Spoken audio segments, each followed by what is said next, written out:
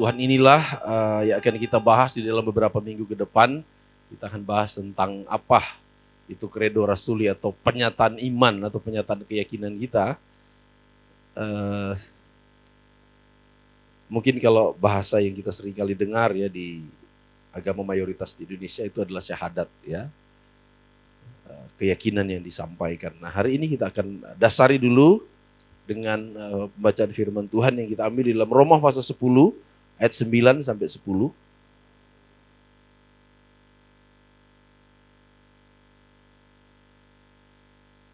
Roma pasal yang ke-10 ayat yang ke-9 sampai 10. Sama-sama kita akan baca.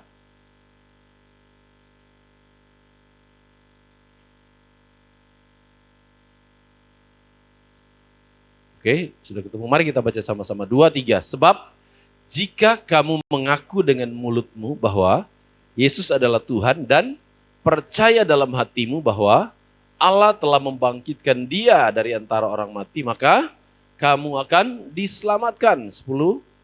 Karena dengan hati orang percaya dan dibenarkan, dan dengan mulut orang mengaku dan diselamatkan. Kita tambahkan ayat lagi, kita buka di dalam Injil Yohanes pasalnya yang ke-6 ayat 47. Injil Yohanes pasalnya yang ke-6 ayat 47. Bisa ditampilkan?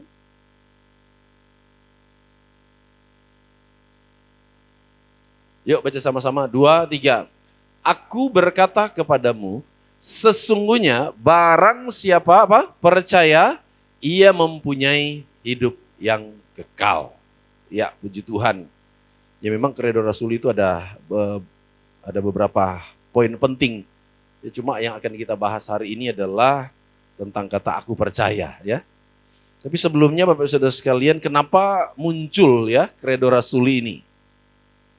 Kenapa kok bisa ada credo rasuli dan kemudian bisa dipakai dari zaman dulu bahkan sampai sekarang Bapak Saudara sekalian, bahwa ternyata credo rasul ini adalah kebutuhan gereja ya, di mana hal ini akan membuat atau menegaskan iman Kristen yang benar. Karena memang dari sejak gereja berdiri ya ada begitu banyak sekali pengajaran-pengajaran ya yang kemudian membuat gereja itu berkembang. Ya mungkin di abad pertama, abad kedua dan seterusnya, ketika perkembangan gereja itu terjadi, ada begitu banyak juga pengajaran-pengajaran yang muncul, ya. Pengajaran yang tentunya juga mungkin orang Surabaya bilang agak memper-memper dengan kebenaran atau Injil yang disampaikan, tapi ternyata itu sesuatu yang bahkan mungkin bisa menyesatkan. Salah satu contoh mungkin itu ajaran-ajaran yang mungkin zaman dulu disebut dengan gnostik atau gnotisisme ya. Terus kemudian ada juga ajaran-ajaran yang disebut dengan paham Arianisme yang tidak mengakui keilahian Kristus ya. Yang tidak mengakui bahwa Yesus itu sebagai Tuhan ya, yang tidak mengakui bahwa ada karya keselamatan yang dikerjakan oleh Yesus. Jadi pengaruh-pengaruh ajaran seperti itu kemudian akhirnya membuat bapak-bapak gereja kita itu harus memutuskan, ini kita harus ambil langkah tegas bahwa dari semua banyak pengajaran yang mungkin disampaikan, kita harus buat sebuah rangkuman yang menunjukkan ini inti dari iman Kristen. Ya. Supaya apa? Supaya walaupun di zaman itu gereja sudah banyak ya Bapak Saudara sekalian, gereja itu sudah menyebar kemana-mana. Sehingga walaupun gereja tersebar di mana-mana, tapi ajarannya itu sama, intinya itu sama. Sehingga perlu diadakan yang namanya credo rasuli. Walaupun memang credo ini tidak ditulis langsung oleh para rasul ya. Tapi ini adalah rangkuman yang dilihat oleh bapak-bapak gereja yang perlu diadakan supaya apa? Supaya terjadi yang namanya keseragaman. Pengajaran-pengajaran yang tentunya itu akan membuat iman kita itu punya ketetapan dan juga tidak dipengaruhi oleh apapun lagi. Sehingga perlu diadakan yang namanya credo rasuli yang menjadi patokan atau dasar utama pengajaran iman Kristen. Ya mungkin sedikit kalau saya sampaikan secara singkat bahwa Credo Rasuli ini memang rumusannya itu sudah mulai dibuat pada abad ketiga sampai abad keempat. Tapi itu baru dipakai Bapak Saudara sekalian di sekitar abad 5. Ya. Abad 5 sampai abad ke-6 itu sudah mulai dipakai secara luas di gereja-gereja di barat zaman itu. Dan sampai sekarang Credo Rasuli itu terus dipakai. Ya. Bahkan terutama di gereja-gereja Protestan ya kita sering kali dengar. Nah hari ini kita akan bahas karena Credo Rasul ini juga sudah dipakai di gereja kita. Ya. Jadi ini adalah pernyataan iman atau pernyataan keyakinan kita tentang apa yang kita yakini sebagai sebuah pengajaran yang akan membawa kita mengalami yang namanya keselamatan. Baik Bapak Saudara sekalian, credo ini kalau kita lihat secara umum ya itu menggambarkan tentang ya siapa Allah kita, dan kita juga kemudian menyebut Allah Tritunggal, terus kemudian Yesus Kristus dan apa yang menjadi karyanya, lahir, menderita, mati, bangkit, bahkan dia naik ke surga. Dan lewat credo ini kita juga melihat secara singkat ada karya Roh Kudus. Terus kemudian kita juga melihat bagaimana ada gereja, ada pengampunan dosa, kebangkitan hidup yang kekal dan seterusnya. Nah, hari ini kita akan belajar tentang kata aku percaya, Bapak Saudara sekalian. Ya.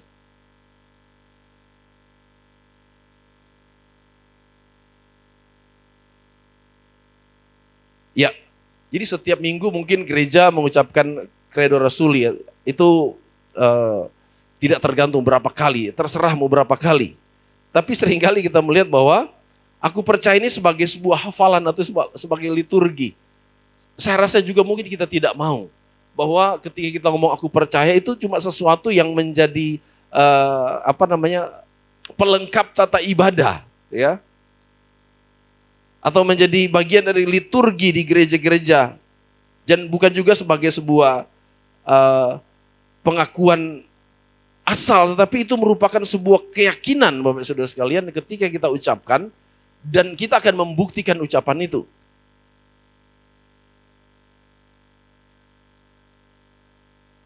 Ya, jadi aku percaya itu bukan cuma sekedar ucapan atau ungkapan yang keluar dari bibir, ya. Tetapi biarlah ungkapan yang keluar dari mulut kita itu menjadi sikap hidup kita. Bukan cuma sebagai sebuah perkataan atau ungkapan biasa. Tapi kata aku percaya, ya, itu harus betul-betul mengandung arti, ya. Bahwa ketika saya ngomong percaya, saya sedang mengatakan bahwa saya ini menaruh kepercayaan yang penuh, ya. Aku percaya menegaskan bahwa kita ini betul-betul menaruh kepercayaan yang penuh. Tidak ada yang namanya keraguan sama sekali. Ketika kita ngomong, aku percaya kepada Allah, Bapa, Khalik langit dan bumi. Artinya kita sedang menyatakan sikap bahwa saya tidak akan pernah ragu sedikit pun kepada Tuhan. Karena dia memang adalah Tuhan. Saya tidak akan pernah ragu memanggil dia Bapa. Ya. Karena kita menaruh kepercayaan penuh. Saat kita mengatakan aku percaya, di situ juga mengandung arti bahwa saya itu menyerahkan diri sepenuhnya. Ya. Saya menyerahkan diri sepenuhnya. Artinya ketika kita ngomong percaya sama Tuhan, ya kita juga percaya perkataannya, kita percaya perintahnya, kita percaya janjinya. Dan semuanya Bapak Saudara sekalian, bahwa apapun ya yang diperintahkan oleh Bapa, kalau ngomong aku percaya kepada Bapa dan sebagainya, kita akan lakukan. Jadi kata percaya itu mengandung arti menaruh kepercayaan penuh, menyerahkan diri sepenuhnya, dan berpegang teguh tanpa ragu. Kita tidak boleh ada kata ragu-ragu. Ya. Ragu terhadap apa? Terhadap segala sesuatu yang terjadi, Bapak Saudara sekalian. Karena kita percaya bahwa Bapa itu tidak pernah merencanakan sesuatu yang jelek terhadap anak-anaknya. Nah, bagaimana kita percaya Bapak Saudara sekalian? Coba kita lihat di dalam ayat pokok tadi, Roma pasal 10 ayat 10.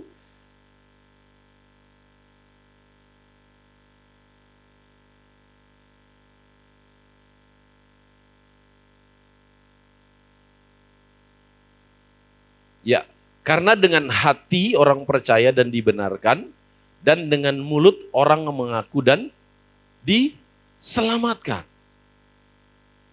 Ya. Dengan hati orang percaya dan dibenarkan, kemudian dengan mulut orang mengaku dan diselamatkan. Kalau kita lihat ayat ini, saudara sekalian, mungkin muncul pertanyaan. Kita ini lahir baru dulu atau percaya terlebih dahulu pada Yesus? Jadi kita percaya dulu kepada Yesus atau lahir baru dulu? Ya, kira-kira mana yang duluan? Ya, harusnya percaya lebih dulu. Ya, jadi kita harus percaya lebih dulu, baru kemudian kita lahir baru. Ya, memang kalau kita lihat secara logika harusnya kan begitu ya. Kita percaya dulu baru kemudian kita lahir baru. Ya, tidak mungkin orang itu tidak percaya terus mulai lahir baru. Seperti ada kejadian, coba kita lihat di dalam Kisah Para Rasul pasal yang ke-16 ayat 14. Ada peristiwa di mana ada seorang yang ketika dia mendengarkan pengajaran-pengajaran, nah Roh Kudus yang menjamah hati, Roh Kudus yang berkarya di dalam hatinya sehingga dia percaya, dan lewat kepercayaannya dia kemudian bertumbuh. Memulai hidupnya dengan kehidupan yang baru. Mungkin bisa ditampilkan Kisah Para Rasul pasalnya yang ke-16 ayat 14.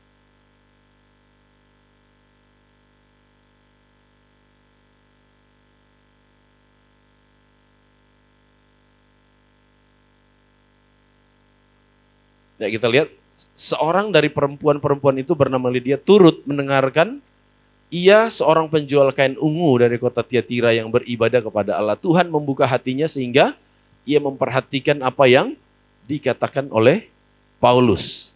Nah, Bapak Saudara sekalian, saat pengajaran-pengajaran itu disampaikan, ya memang ternyata kepercayaan kita itu juga bukan semata-mata karena kekuatan kita. Ya, ketika kita ngomong percaya, itu bukan karena kitanya yang betul-betul mempercayai sesuatu, tetapi itu sudah dimulai dari karya Roh Kudus. Karena ada ayat Alkitab juga mengatakan bahwa kita ini ternyata sudah dipilih oleh Tuhan. Ya. Jadi ketika kita mendengarkan firman Tuhan dan hati kita terbuka, kita bersyukur karena di saat itu Tuhan akan membuat kita itu betul-betul mengerti dan kita mengambil keputusan untuk percaya. Ya. Jadi karya Roh Kuduslah yang akan membuat kita itu betul-betul percaya kepada Tuhan. Dan itu dibuktikan juga dengan satu ayat. Mari kita buka lagi di dalam 1 Korintus pasal yang ke-12.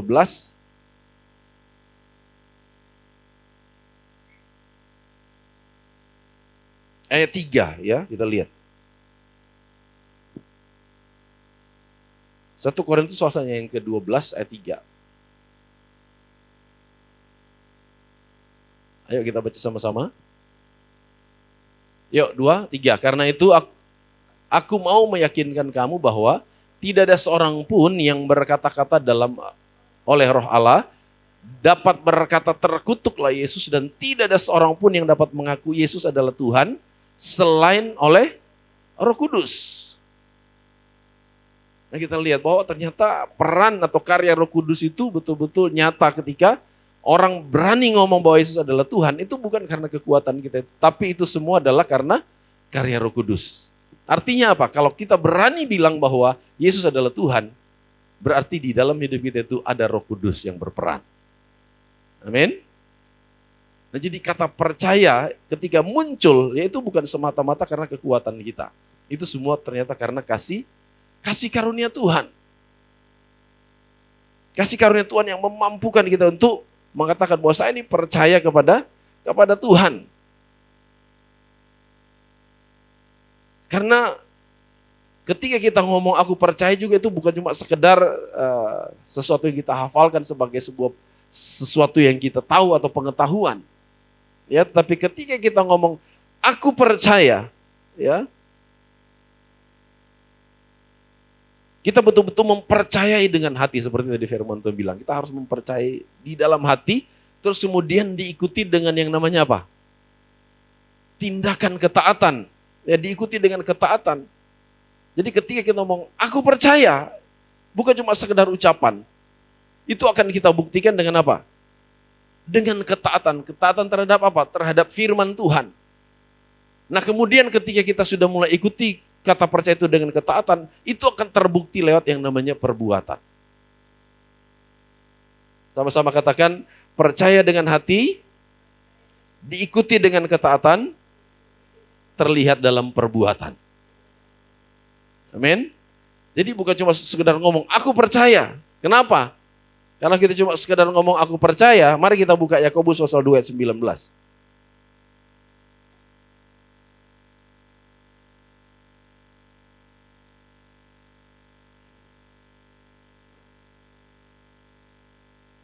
Yuk baca sama-sama, Bapak Saudara sekalian. Yakobus pasal 2 ayat 19 bilang apa? Engkau percaya bahwa hanya ada satu Allah saja, itu baik. Tetapi apa? Setan-setan pun percaya akan hal itu dan mereka gemetar. Ya. Jadi kalau kita cuma sekedar ngomong percaya, ya ternyata setan-setan pun ya juga percaya. Tetapi apakah setan mau nurut sama Tuhan? Ya itu masalahnya. Itu tidak, Bapak Saudara sekalian. Setan enggak, walaupun setan itu takut, setan itu takluk. Tapi dasarnya dia setan. Makanya dia selalu tidak mau nurut sama Tuhan. Maunya dia selalu melawan sama Tuhan. Jadi kalau ada orang ngomong percaya tapi selalu melawan Tuhan, dia sama dengan? Jadi ada orang ngomong, aku percaya Tuhan, tapi ternyata dia selalu nuruti. Hidupnya selalu seperti selalu memberontak, selalu tidak taat, selalu mau melawan Tuhan. Dia sama seperti meskipun kita baca kredo rasuli setiap hari, tapi ternyata kalau hidup kita itu tidak nurut sama Tuhan, nah kita sama dengan, tapi saya percaya kita tidak mau Bapak Saudara sekalian ya. Jangan sampai terjadi dalam kehidupan kita ngomong percaya tapi tidak nurut sama Tuhan, nggak taat sama Tuhan. Nak membuktikan kata percaya itu dalam sikap hidup kita sehari-hari. Memang kredo ini perlu kita sampaikan, tapi harus disertai dengan yang namanya sikap. Atau ini adalah penyataan sikap yang kita buktikan dengan perbuatan sehari-hari. Ya. Baik, kita lihat lagi Saudara sekalian di dalam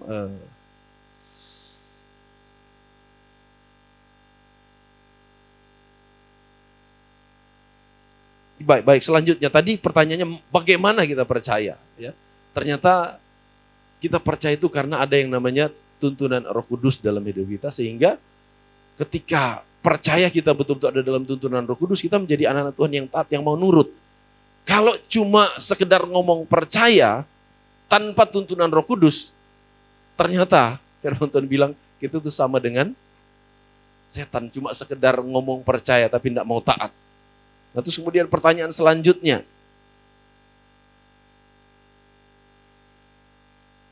belum Bapak Saudara sekalian. Jadi kita masih tambahkan poin bahwa percaya itu bukan cuma sekedar perkataan. Ketika kita ngomong aku percaya, ternyata percaya yang betul-betul terbukti adalah percaya yang tidak dipengaruhi dengan situasi. Ya. Jadi kita percaya kepada Tuhan itu jangan sampai cuma sekedar ngomong, sehingga ketika kita ngomong percaya tapi ketika kemudian ada situasi hidup yang mungkin terjadi dalam hidup kita. Contoh misalnya, kita berani ngomong percaya dengan mantap saat hidup kita itu tenang, baik-baik saja, ya kan? Saat hidup kita itu nyaman, kita ngomong, aku percaya kepada Allah Bapa. Tapi bagaimana ketika kita mengalami situasi yang sulit? Bagaimana kita mengalami situasi yang buruk mungkin? Seperti contoh apa yang dialami oleh Ayub. Ya. Seperti apa yang dialami oleh Yusuf. Seperti apa yang dialami oleh Sadrak, Mesak, dan Abednego. Seperti apa yang dialami oleh Daniel. Apakah kita masih tetap berani ngomong percaya seperti mereka saat kita mengalami situasi yang sulit? Nah ini pertanyaannya. Karena kita sedang menghadapi dunia yang tidak mudah, ya. Jadi mari Bapak Saudara sekalian, saya mau mengajak kita supaya, karena di gereja kita juga nantinya akan sering mengucapkan kredo ini. Jadi ketika kita mengucapkan hal ini bukan cuma sekedar baca karena kita hafal, tapi hal ini betul-betul kita baca dengan pengertian, karena ini adalah penyataan iman, penyataan keyakinan kita, penyataan kepercayaan kita yang akan kita hidupi. Ya. Jadi bukan cuma sekedar perkataan, percaya tidak dipengaruhi oleh situasi. Kita meyakini Tuhan dalam semua kondisi hidup kita. Ya. Jadi ketika kita ngomong percaya bahwa kita meyakini Tuhan, kita meyakini Bapa itu dalam semua kondisi hidup kita. Sehingga akan mungkin, coba kita lihat di dalam Roma pasal 8 ayat 38.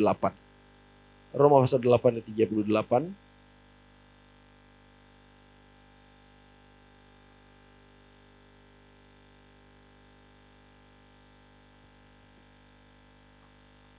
Baca sama-sama, 2, 3.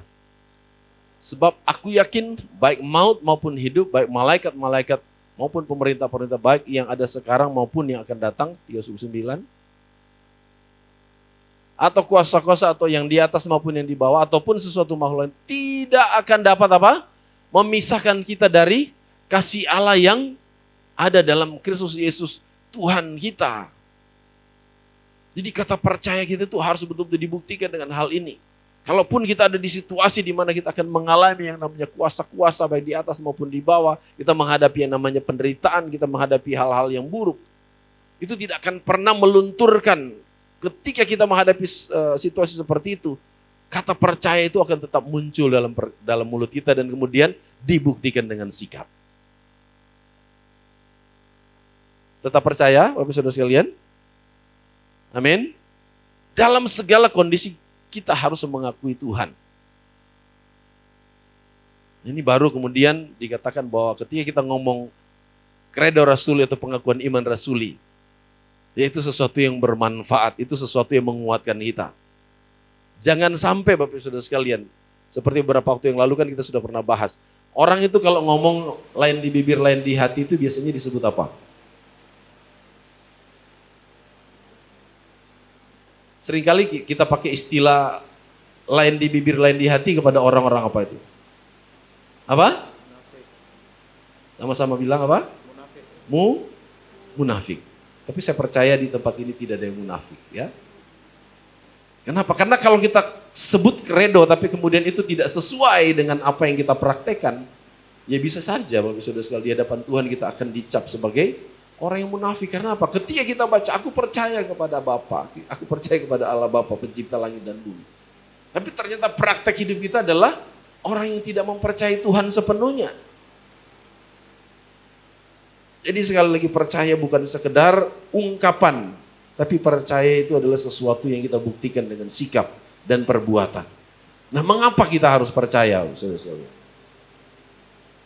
Mengapa kita harus percaya? Kalau hari ini mungkin Bapak Saudara sekalian, ketika pertanyaan ini disampaikan, kenapa kita harus percaya kepada Bapa? Salah satu jawabannya adalah tema Natal kita tahun ini, betul? Kenapa Bapak Saudara sekalian? Karena Allah kita adalah Allah yang setia. Dia adalah Tuhan yang menepati janjinya. Dia adalah Allah yang berfirman dan menepati setiap firman-Nya. Tadi sempat kita baca tadi bahwa di dalam di Yohanes pasal 6 ayat 47 dikatakan bahwa memang itu perkataan Yesus sendiri. Aku berkata kepadamu, sesungguhnya barang siapa percaya akan diselamatkan atau mengalami yang namanya hidup yang kekal. Nah, pertanyaannya kira-kira apakah percaya itu sudah cukup atau perbuatan baik itu penting atau bagaimana menurut Bapak Saudara sekalian? Apa kira-kira perbuatan baik itu bisa menyelamatkan? Tidak. Dalam iman Kristen bisa? Tidak. Ya. Kenapa tidak bisa Bapak Saudara sekalian? Kenapa tidak bisa? Tadi sempat sudah kita bahas tadi pagi Bapak Saudara sekalian. Karena memang perbuatan manusia, ya, kesalehan manusia atau perbuatan baik menurut manusia, ternyata bagi Tuhan itu sesuatu yang, coba kita lihat di dalam Yesaya. Yesaya pasalnya yang ke-64 ayat 6.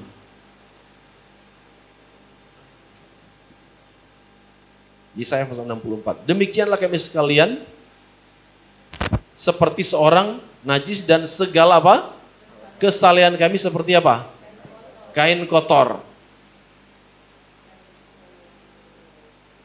Jadi ternyata saudara sekalian di bagian A di situ dikatakan kesalehan manusia itu seperti apa? Kain kotor. Nah, kalau kesalehan manusia saja itu seperti kain kotor, dan kain kotor ini kalau kita lihat di dalam bahasa aslinya atau bahasa Ibraninya disebut dengan kata apa? Idah, ya. Idah yang berarti itu kain kotor yang sangat kotor. Kenapa kotor? Karena itu kain lap yang dipakai untuk wanita yang haid, ya. Biasanya kalau wanita haid pakai lap itu. Nah, kesalehan manusia itu digambarkan seperti itu. Jadi mau manusia sebaik apapun ternyata ya nilainya itu seperti itu. Dan bagaimana dengan dosa kita, saudara sekalian? Apalagi kalau kita lihat standarnya Tuhan itu tidak mudah, saudara sekalian. Tampilkan Matius pasal 5 ayat 28. Matius pasal 5 ayat 28.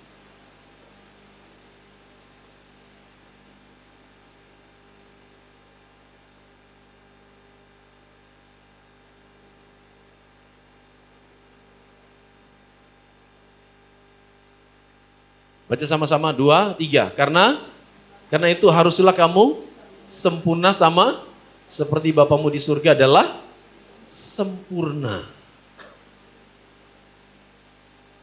Jadi kalau kita bisa simpulkan Bapak Saudara sekalian, mau perbuatan baik seperti apapun, ya, kesalehan manusia seperti apapun tidak akan mampu membuat manusia mencapai surga atau mencapai keselamatan. Kenapa? Karena tuntutan Allah itu sempurna. Tidak ada satu dosa pun sekecil apapun yang bisa masuk ke dalam surga. Sedangkan manusia, wong sebaik apapun itu masih banyak sekali dosa yang dia lakukan. Siapa di sini yang masih berdosa katakan amin. Berapa dosanya? Ya, dosa itu apa sih Bapak Saudara sekalian? Perbuatan yang melanggar perintah Tuhan. Contohnya apa? Ayo sebutkan contoh-contoh dosa apa? Apa? Berbohong, apalagi? Mencuri, membunuh, apalagi? Berzina, apalagi? Sombong, iri hati, dendam, marah-marah gak jelas, ngomong kotor, apalagi? Pikiran negatif, ngerasani orang, apalagi? Bahkan ayat firman Tuhan katakan bahwa kalau kamu tahu yang baik, kamu tahu melakukan sesuatu yang baik dan kamu tidak melakukannya, kamu juga berdosa. Betul? Ya, kalau begitu kira-kira saudara sekalian satu hari kita itu bisa berapa kali bikin dosa? Berapa? Chelsea berapa? Berapa kali bikin dosa satu hari kira-kira?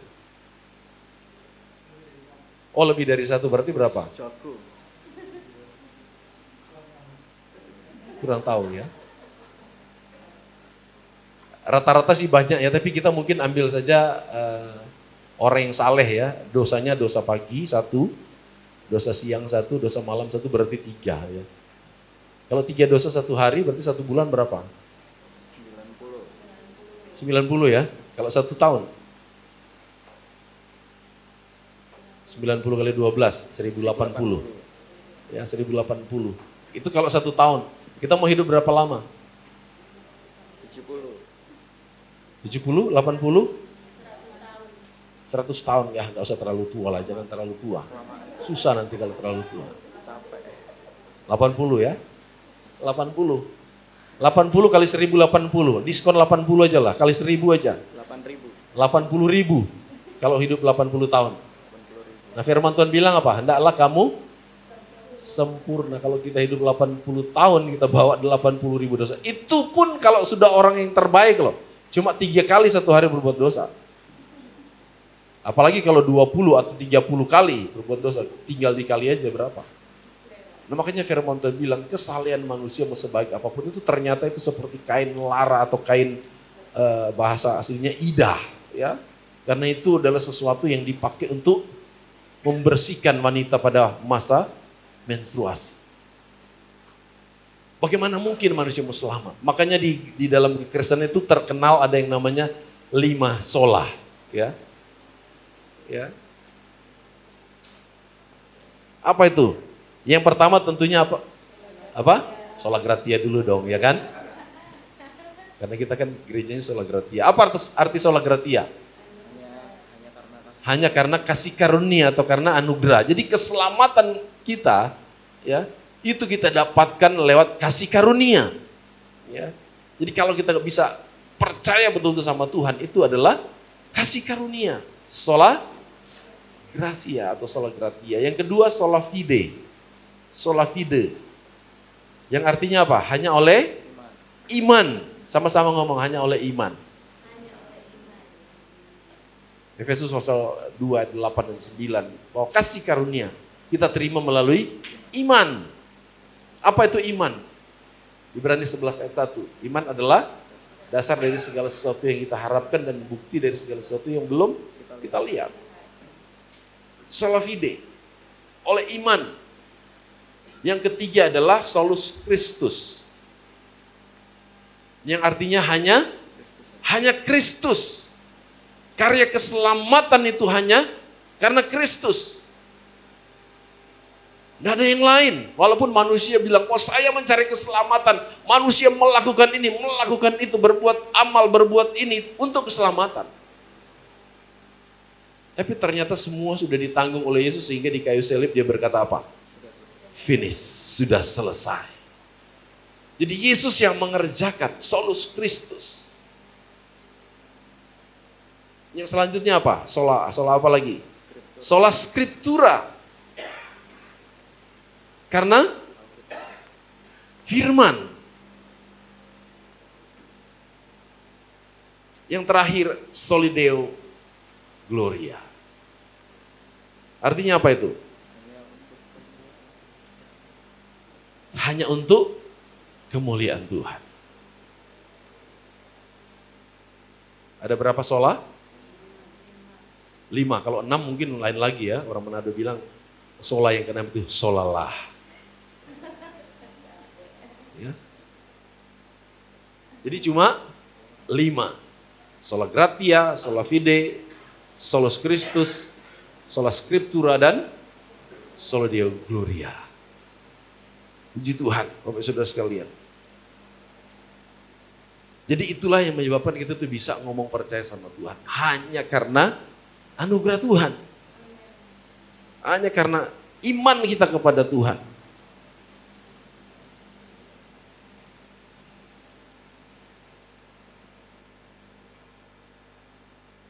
Saudara, kembali saya mungkin bahas sedikit tentang apa yang tadi saya sampaikan, bahwa kata aku percaya itu adalah penyataan sikap hidup. Saat kita berkata aku percaya, kita sedang menyatakan bahwa aku memilih hidup menurut kebenaran Allah. Ya.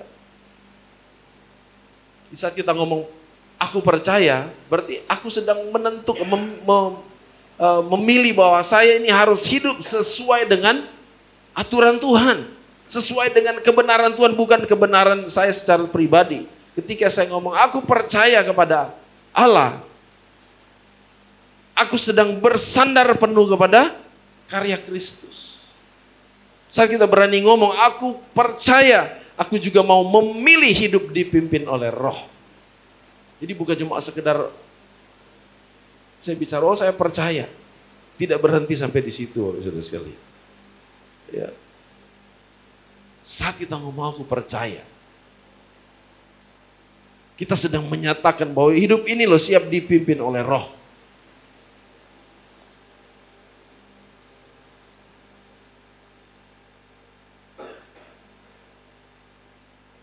Jadi ternyata saudara sekalian ada banyak hal ya. Kata aku percaya itu juga mengandung ada harga yang harus kita bayar. iman yang sejati atau orang yang betul-betul tahu dengan arti dari aku percaya. Saat dia ngomong percaya, dia betul-betul harus menghadapi resiko. Ya. Kalau kita punya iman sejati, kita akan tetap ngomong aku percaya. Saat doa kita itu belum dijawab sama Tuhan. Ada di sini yang doanya belum dijawab? Ada? Jadi kalau kita punya iman yang sejati, kita juga akan tetap ngomong aku percaya, walaupun hidup ini tidak mudah. Ya. Kita juga akan berani ngomong aku percaya walaupun mungkin masa depannya belum pasti. Siapa di sini yang masa depannya sudah pasti, katakan amin. Wah, nanti tahun 2027 saya nih nanti jadi konglomerat. Waduh. Tahun 2027 pasti Tuhan kirim saya jodoh yang terbaik. Tahun 2027 bukan saya yang dapat jodoh ya, yang belum menikah ya. Siapa di sini yang mau dikasih jodoh yang terbaik dari Tuhan? Yang belum menikah, yang sudah menikah jangan ngomong amin lagi ya. Saat kita ngomong percaya kepada Tuhan juga kita mempercayakan semua masa depan kita kepada Tuhan. Walaupun mungkin wah ini kan belum pasti, wong saat ini belum kerja, belum dapat ini, percaya ya. Tuhan selalu sediakan yang terbaik. Karena kita ini adalah buatan Allah, saudara sekalian.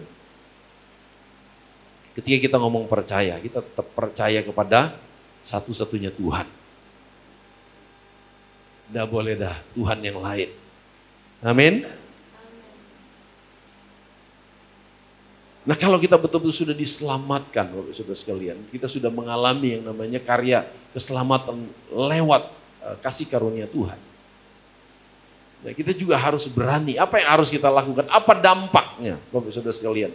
Ketika kita ini sudah diselamatkan, apa dampaknya?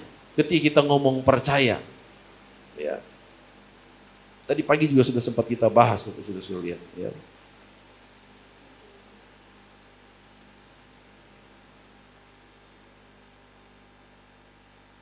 Dampaknya apa, Bapak Saudara sekalian?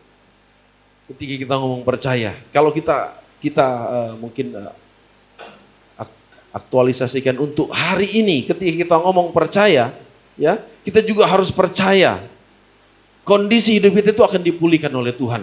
Yang mungkin saat ini kita sedang bergumul, saat ini kita sedang berproses.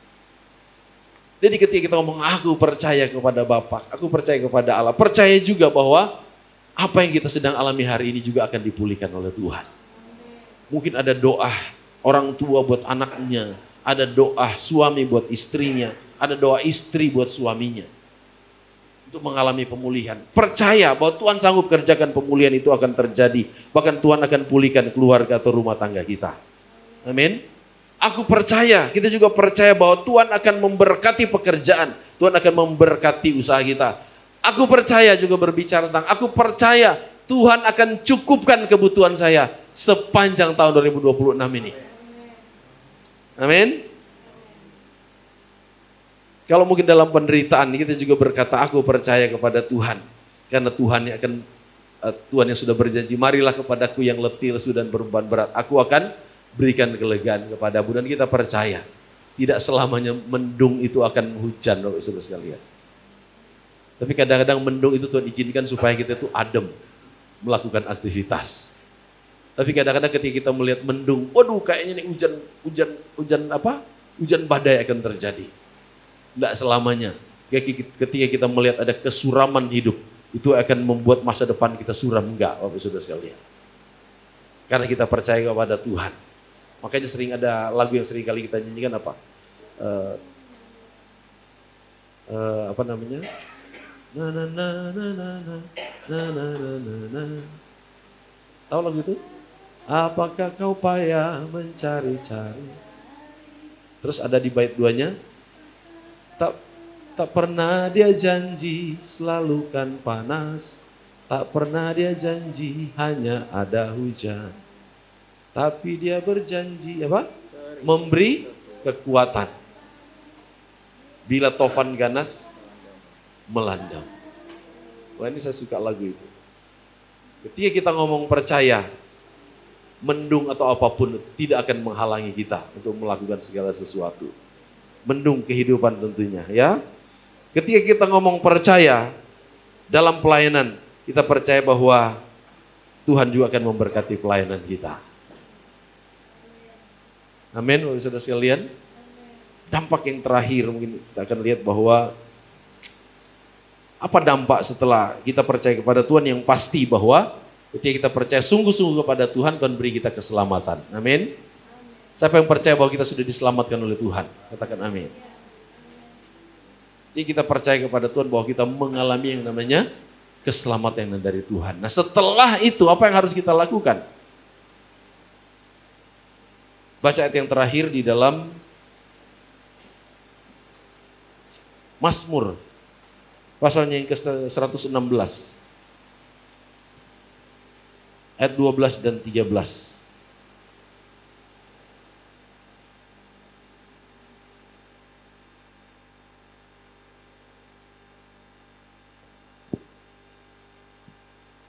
Ayo baca sama-sama, 2, 3. Bagaimana akan kubalas kepada Tuhan segala kebajikannya kepadaku? Ayat 13. Aku akan mengangkat piala keselamatan. Nah ini mungkin satu hal yang perlu kita bahas sedikit. Karena waktu bilang aku akan mengangkat piala keselamatan. Jadi dampak dari ketika kita percaya Tuhan ternyata kita diselamatkan. Dan bagaimana? Ya, apa tanggung jawab kita setelah kita itu diselamatkan? Saudara di sini siapa yang pernah lihat ketika orang bertanding terus kemudian dapat piala? Siapa yang sudah pernah lihat? Semua pasti sudah ya. Pernah nggak ada orang dapat piala? Wah, apa juara tinju kelas welter, kelas junior, Edward Kuso, wah dikasih piala. Setelah saya terima piala, begitu? Gimana orang tuh kalau dapat piala? Bagaimana? Hah? Pasti pialanya diangkat toh? Betul? Menunjukkan bahwa saya menang, wah saya juara, betul? Nggak ada yang orang kalau dapat piala diumpetin pialanya ya.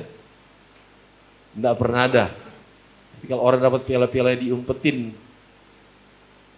wah jangan-jangan itu bukan ikut pertandingan itu ya. Orang yang ngumpetin piala mungkin orang yang nggak ikut pertandingan.